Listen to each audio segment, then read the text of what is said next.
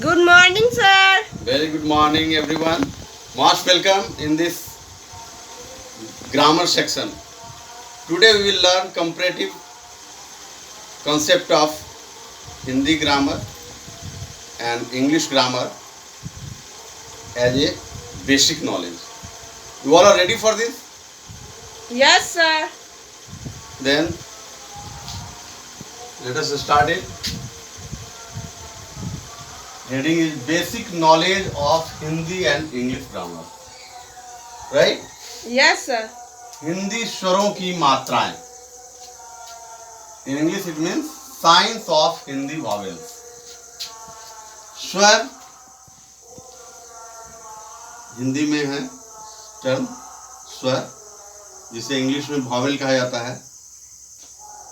हिंदी में 11 वॉवेल इस श्रेणी में रखे गए हैं. अ, आ, हर्षी, दीर्घी, हर्षु, दीर्घु, री, ए, ओ और अ.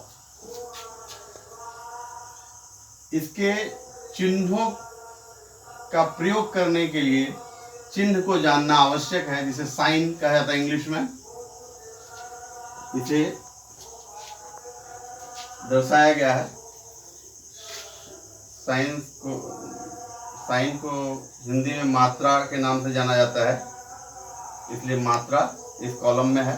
आप देखेंगे जैसे अ, तो उसका जो हेड होता है दिए गए वर्ण का या लेटर का, उसी में इसकी ये ध्वनि समाहित होती है. अ की ध्वनि के लिए यह चिन्ह प्रयुक्त होता है, जिसे इंग्लिश में हेड के रूप में जाना जाता है और हिंदी में माथा बोलते हैं. दूसरा वर्ण है यानी सेकेंड लेटर आ, इसका मात्रा या साइन ऐसा है. थर्ड हिंदी वॉवेल है हर्ष ई, जिसे छोटी ई के नाम से भी जाना जाता है. इसका चिन्ह ऐसा है. फोर्थ है बड़ी ई, जिसे दीर्घ ई के नाम से भी जाना जाता है. इसका चिन्ह इस प्रकार होता है.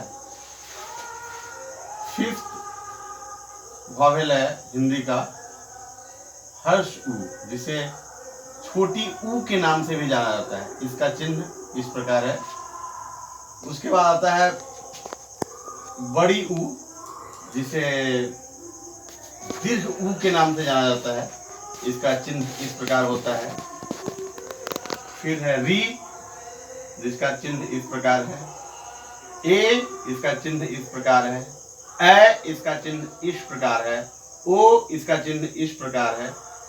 औ, इसका चिन्ह इस प्रकार है. ये सभी हिंदी वर्णों की मात्राएं हैं.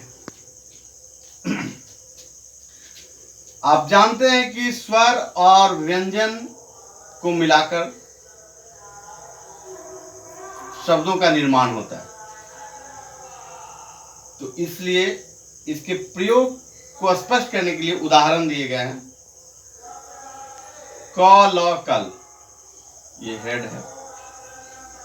हालांकि एक क्वेश्चन भी आता है कि name a Hindi letter which of any sign, तो उसमें और चुना जाता है, क्योंकि इसके तुलने में इसका कोई चिन्ह नहीं है.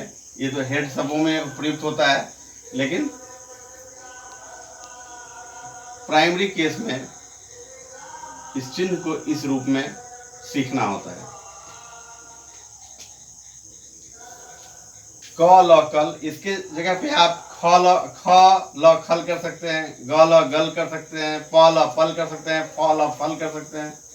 और इस अ की जो ध्वनि है ये हेड के रूप में प्रयुक्त होता है.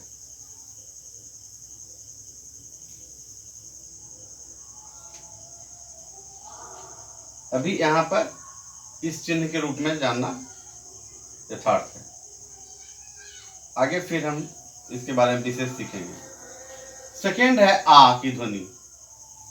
तो आ की चिन्ह ऐसी है, क कर का, ल कर ला, काला. इस तरीके से इस मात्रा की प्रयोग कर हिंदी शब्द बनाए जाते हैं। यहाँ पर हम लाला कर लिख सकते हैं, खाला लिख सकते हैं, जो भी इच्छित शब्द बनाना चाहेंगे तो इस मात्रा का प्रयोग कर बना सकते हैं। फिर छोटी ई की जो मात्रा है उसे हम इस प्रकार प्रयोग करते हैं, जैसे क हर्षिकार की लौ कर ला, किला। बड़ी ई की मात्रा का प्रयोग कर कील लिखते हैं, क कार की लौ, कील। इट इज रेड एज क कार की लौ, कील। नेक्स्ट छोटी ऊ, क हर्षुकार कु लौ, कू, कूल। क दीर्घकार कू ल, कूल। इस तरीके से इस मात्रा का प्रयोग कर ये सब बनाया गया है। नेक्स्ट है कृपा। इसी तरह से इसका ए का प्रयोग कर केला बनाया गया है, ए का प्रयोग कर कैसा बनाया गया है, ओ का प्रयोग कर कोई बनाया गया है, औ का प्रयोग कर कौन बनाया गया है। इस तरीके से इन मात्राओं का प्रयोग कर आप नए नए शब्दों को बना सकते हैं, जैसे क कॉन्सोनेंट से, ख से, ग से, ऐसे जो 33 कॉन्सोनेंट है हिंदी के, उसका प्रयोग कर आप और उन कॉन्सोनेंट के साथ इन मात्राओं का प्रयोग कर इच्छित शब्दों का सृजन कर सकते हैं। तो ये आपका होमवर्क रहेगा कि आप एक एक शब्द, नए शब्द इन प्रत्येक मात्राओं से बनाकर घर से लाएं। यहाँ ध्यान रखने की बात है कि र में हर्ष ऊ यानी छोटी ऊ तथा दीर्घ ऊ यानी बड़ी ऊ की मात्रा उसके बीच में लगती है। जैसे ये सभी इस तरीके से लगाए गए हैं और उसमें इस तरीके से लगाना होता है। र जोड़ हर्ष ऊ इक्वल टू रू, ये नीचे की ओर झुका होता है, तथा र जोड़ दीर्घ ऊ में रू जो होता है वो इस तरीके से इस तरह टर्न लिया होता है। इस बात का ख्याल रखना है और इसे सख्ती से अनुपालन करना है। यह एक क्रम रहा हिंदी व्याकरण का। That was one of the parts of a Hindi grammar. Now we will learn about English translation of Hindi vowels. अब हम लोग हिंदी के स्वरों का अंग्रेजी अनुवाद सीखते हैं। ए से मतलब अ के लिए ए होता है, डबल आ जो होता है इसके लिए आप ये भी प्रयोग कर सकते हैं और डबल आ भी, परिस्थिति के अनुसार। ई के लिए आई और ई का अर्थ है छोटी या हर्ष ई के लिए आई, दीर्घ ई या बड़ी ई के लिए डबल ई, हर्ष ऊ या छोटा ऊ के लिए यू, दीर्घ ऊ या बड़ा ऊ के लिए डबल ओ, री के लिए आर आई, ए के लिए ई, ए के लिए ए आई, ओ के लिए ओ, अ के लिए ओ यू या ए यू का प्रयोग कर सकते हैं। ये हिंदी के स्वरों का अंग्रेजी अनुवाद है। अंग के लिए ए एन, ए एच, अह के लिए ए एच। अब इन स्वरों की हेल्प से हम 12 अक्षरी लिख पाएंगे जो इसके यूज को दर्शाता है। जैसे के से क, अब का बनाना है तो हम इसमें से ले सकते हैं ए और का हो जाएगा। क हर्षिकार की लिखना है तो हम आई ले सकते हैं, के आई। क दीर्घकार की लिखना है तो इसमें से डबल ई लेकर के डबल ई, क दीर्घकार की। क हर्षुकार कू लिखना है तो इसमें से यू ले लेंगे, के यू। क दीर्घकार कू लिखना है तो के में डबल ओ लगाएंगे, कू हो जाएगा। और क एकार के लिखना है तो के में ई जोड़ेंगे। आप देख सकते हैं यहाँ पे ए है, के लिए ई है, के ए आई से कै, के ओ से को, के ओ यू से कौ, के एन से कंग और के एल से क। इस तरीके से हम इसके प्रयोग को सीखते हैं। तो आपका घर का होमवर्क है, आप ख से 12 खरी लिख कर लाएंगे।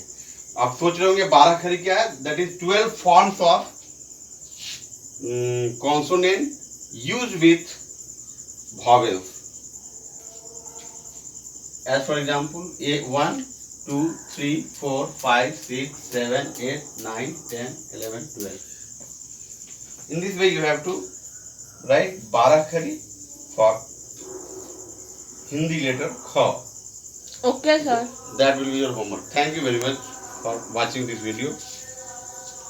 Enjoy a lot.